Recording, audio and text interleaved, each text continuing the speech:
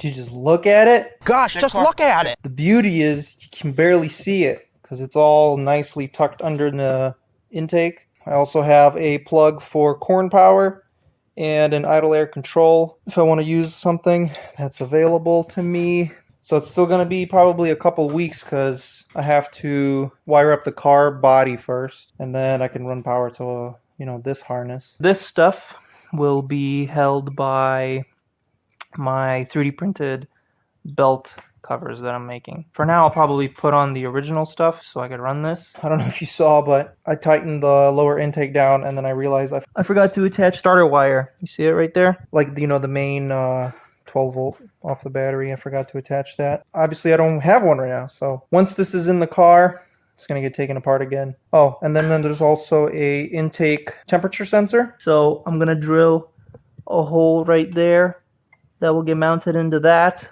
and the map sensor will run off of that right there, which will be perfect because they're supposed to be as close together as possible. So I'm gonna just shave this down nice and flat.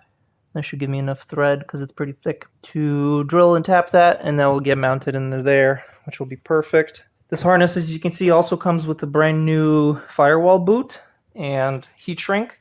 So once you have it, mounted, you slip that over, heat shrink it so that the boot doesn't move around and it's sealed. I also have to make a idle air valve block off plate. So I already have it etched, flat piece of metal. I don't know if you can see that. So cut that out because I was going to just weld the original one, but of course I don't have an aluminum welder, so I can't do that. But so you can see my seats are out of the car. Seat rails, everything's out of the car because I'm in the process of removing the floor. So you might have seen this on my Instagram story, cutting this whole floor out, putting this new one in, and I'm gonna get brand new seat rails. Floor will be the next video. So yeah, ding dongs, it's going to wrap up this video. I've been so excited to share this news of the sponsorship because, yeah, it's pretty wild. So yeah, Ding Dongs, if you need anything, any sort of wiring, I definitely recommend my wire shop. All right, Ding Dongs, I know it's a short one, but I promise some awesome content is coming. Probably in a couple weeks this car will be running, if everything goes smoothly, which I think it will. And yeah, I'll see you guys next week. Stay sweet, Ding Dongs. America, America. Do you have your passport? Did you get your driver's